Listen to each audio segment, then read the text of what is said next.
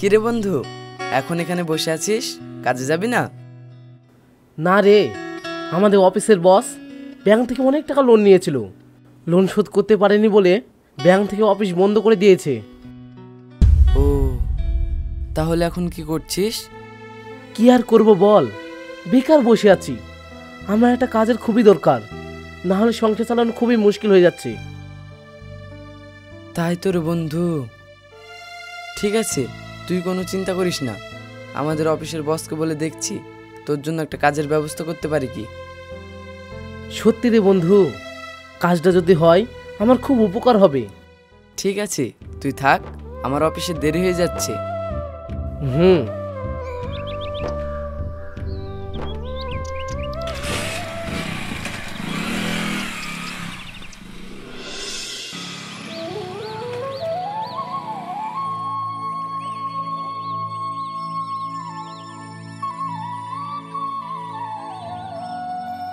Tony, এই Tony.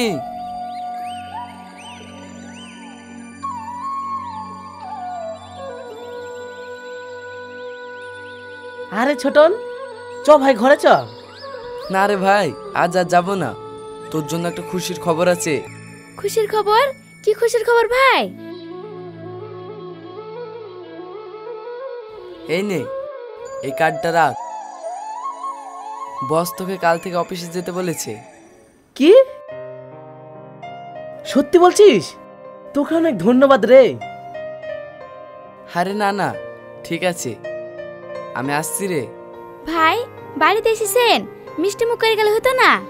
ভাবি, অন্য একদিন এসে খেয়ে যাব, বাড়িতে একটু কাজ আছে। আসছি ভাবি, আসছি রে। হুম।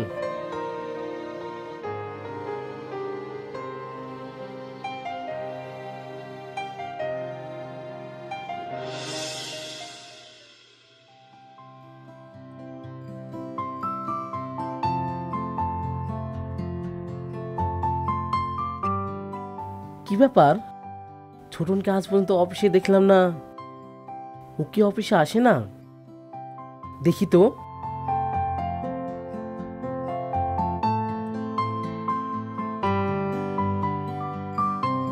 কি রে বন্ধু, আমি আসার পর থেকে তোকে অফিসে দেখছি না। তোর কি কিছু হয়েছে? বন্ধু, আমি দুদিনের ছুটিতে আছি, তুই মন দিয়ে কাজ কর, কোনো সমস্যা হলে আমাকে জানাবি। আচ্ছা ঠিক আছে।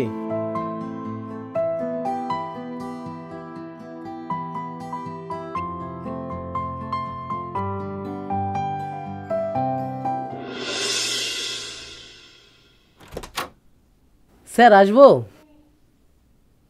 হ্যাঁ এসো।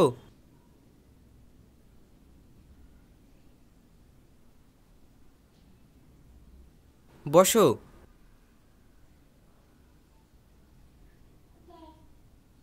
স্যার আমাকে ডেকেছেন? হ্যাঁ, এই নাও, এই ফাইলটা তুমি ঠিক করে রেখো। ওকে স্যার, আসছি। টনি, তোমাকে একটা কথা বলবো? হ্যাঁ স্যার বলেন। সত্যি তুমি কপাল করে একটা বন্ধু পেয়েছো। মানে আমি তো কিছুই বুঝতে পারছি না। আজকাল কটা বন্ধু বন্ধুর জন্য নিজের চাকরি ছেড়ে দেয়? কি বলছেন আপনি? হ্যাঁ, আমি ঠিকই বলছি। কেন, তুমি কিছু জানো না? না তো স্যার, কি হয়েছে আমাকে একটু খুলে বলবেন? আচ্ছা শোনো তাহলে।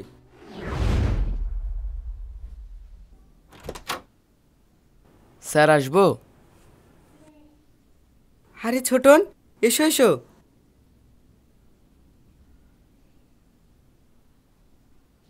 বসো।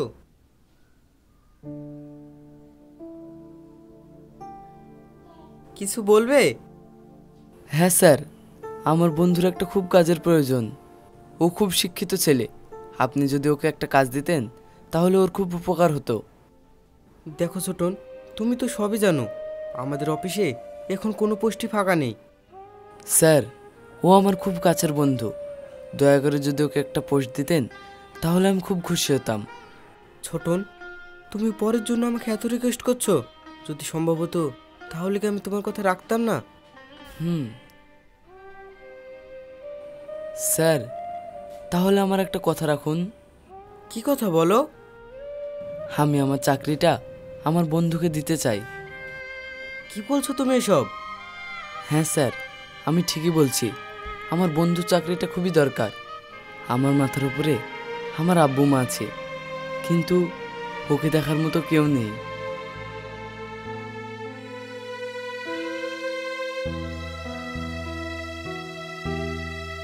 সত্যি ছোটন, তোমার কোনো তুলনা হয় না। ঠিক আছে, তুমি যেটা ভালো বোঝো সেটাই হবে।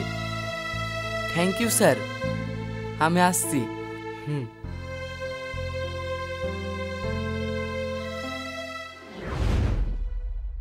টনি, তুমি কপাল করে একটা বন্ধু পেয়েছো। এরকম বন্ধু জীবনে হারিও না। Okay sir.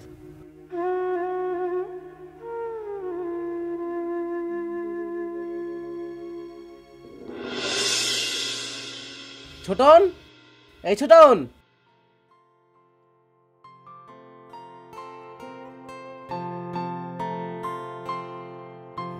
আরে টনি, ভালো আছিস? কাজকাম কেমন চলছে? ভালো। তুই একটু বাইরে চল, তোর সাথে কথা আছে। বাইরে কেন? চল ঘরে চল। না, বাইরে চল।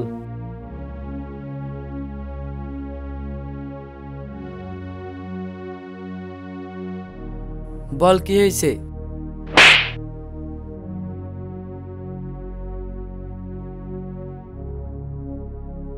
তুই অনেক বেশি বুঝে গেছিস। আমি তোকে কাজ খুঁজে দিতে বলেছিলাম, ছাড়তে বলিনি। তুই কাল থেকে অফিসে যাবি। না রে বন্ধু, কাজটা তুই কর। এই কাজটা আমার থেকে তোর বেশি প্রয়োজন, কারণ আমার মাথার উপরে আমার আব্বু মা এখনো বেঁচে আছে, কিন্তু তুই ছাড়া তোর ফ্যামিলির আর কে আছে বল? তুই আমাকে এত ভালোবাসিস। আমি কথা দিচ্ছি, আমাদের এই বন্ধুত্ব সারা জীবন থাকবে। হ্যাঁ রে বন্ধু, তুই ঠিকই বলেছিস। তার জন্য আমি অনেকদিন আগে থেকে একটা জিনিস ভেবে রেখেছি। কি? তোকে শালা আমি বিয়াই বানাবো, তোর মেয়ের সাথে আমার ছেলের বিয়ে দিয়ে। সত্যি বলছিস? হ্যাঁ রে বিয়াই। থাক তাহলে, খুশির খবরটা তোর ভাবে কি বলি কি? ঠিক আছে।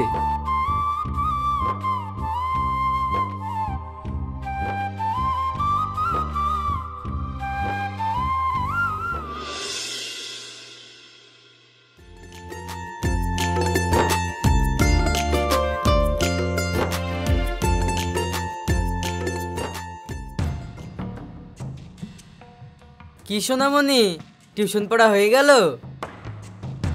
রাস্তা ছাড় বলছি, নইলে কিন্তু খুব খারাপ হয়ে যাবে। তাই নাকি? কি করবে? তোমার এই নরম হাত দিয়ে আদর করবে বুঝি?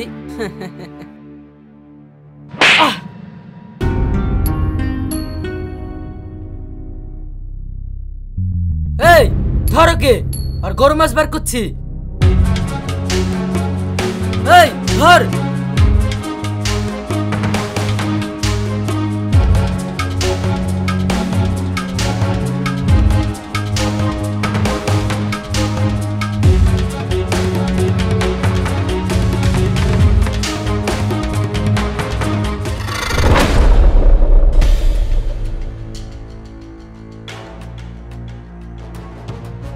এই সরে যা আমাদের রাস্তা থেকে।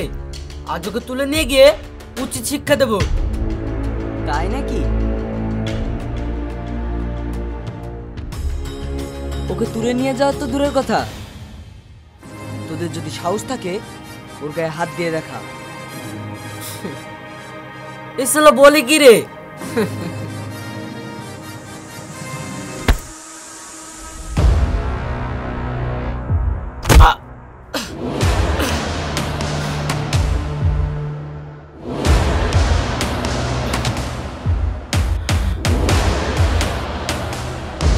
ছাড় শালা, তোকে আমি দেখে নেব। এই চ।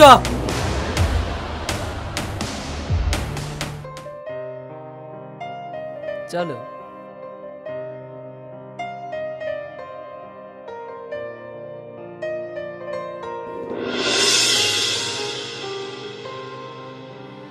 কিরে সেলিম, এখন আবার কোথায় যাচ্ছিস? আব্বু, আমি একটু বাজারে যাব। হো, তাড়াতাড়ি বাড়ি আসবি। তোকে বলেছিলাম না একটা আঙ্কেলের কথা, আর ওদের বাড়ি বেড়াতে যাব। ঠিক আছে আব্বু।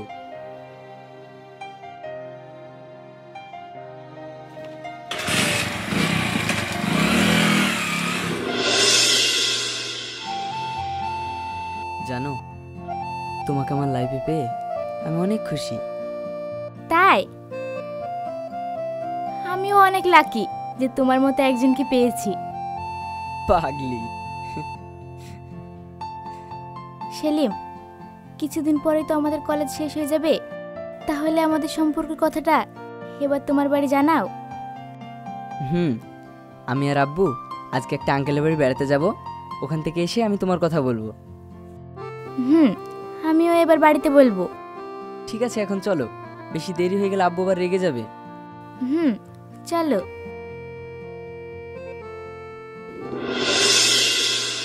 বাপ সেলিম, তোমার এখন লেখাপড়া কেমন চলছে? ভালো আঙ্কেল। বাহ, এখন কোন ক্লাস তোমার? Uncle, BA final year. ও, আমার মেয়ে তো ফাইনাল ইয়ার। ও, কই তোর মেয়েকে তো দেখছি না। ও ঘরে আছে। কই রে মা, একটু বাইরে আয়।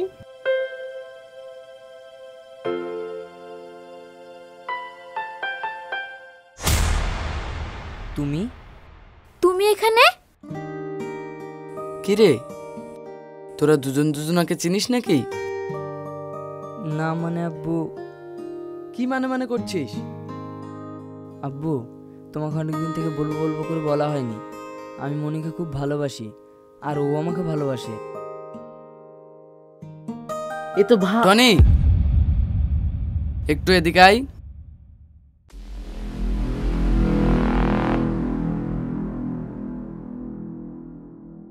কি রে, কি হলো? শোন, আমি যে ওদের আগে থেকে বিয়ে ঠিক করে রেখেছি, এটা ওদেরকে জানতে দেব না। তাহলে কি করবি? আমিও একটু বাজিয়ে দেখি ওরা কতটা ভালোবাসে। তোর মাথায় যে কখন কি আসে আমি ঠিক বুঝি না।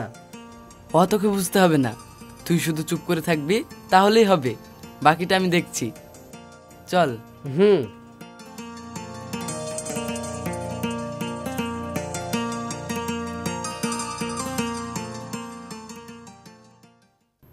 সেলিম, তুই আমার ছেলে হয়ে কি করে পারলি আমার বন্ধুর মেয়ের সাথে প্রেম করতে? আব্বু, আমি তো জানতাম না মনি তোমার বন্ধুর মেয়ে। আর তাছাড়া ভালোবাসা তো অন্যায় না। আমি মনিকে খুব ভালোবাসি, আর ওকে বিয়ে করতে চাই। না, এটা আমরা কোনোদিনই মেনে নেব না। কেন আঙ্কেল? আমরা কি কোনো অন্যায় করেছি? আমরা শুধু দুজন দুজনকে ভালোবেসেছি, আর ভালোবাসা কি কোনো অন্যায়? তোর কথা শুনে মনে হচ্ছে তুই অনেক বড় হয়ে গেছিস। আব্বু, আমি সেলিমকে ভালোবাসি, ওকে ছাড়া আমি বাঁচবো না।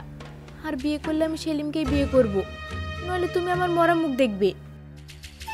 চুপ কর মা, এমন কথা আর কখনো বলবি না। তুই আমাদের একমাত্র মেয়ে, তুই ছাড়া আমাদের আর কে আছে বল? পাগলি, তুমি আর সেলিম যখন ছোট ছিলে, তোমার আব্বু আর আমি সেই ছোটবেলায় তোমাদের বিয়ে ঠিক করে রেখেছি। আর ভাগ্যের কি পরিহাস দেখো, তোমরা দুজন দুজনকে ভালোবাসো। তাহলে আপনি বললেন যে এই বিয়ে আপনি কোনোদিনই মেনে নেবেন না? আরে, আমি তো তোমাদের সাথে মজা করছিলাম। দেখতে হবে না তোমরা দুজন দুজনকে কতটা ভালোবাসো। আব্বু, আরে চিন্তা করিস না, আমি তোদের ধুমধাম করে বিয়ে দেব। শালা, আমি তোকে সত্যি সত্যি বিয়ে বানিয়ে ফেললাম।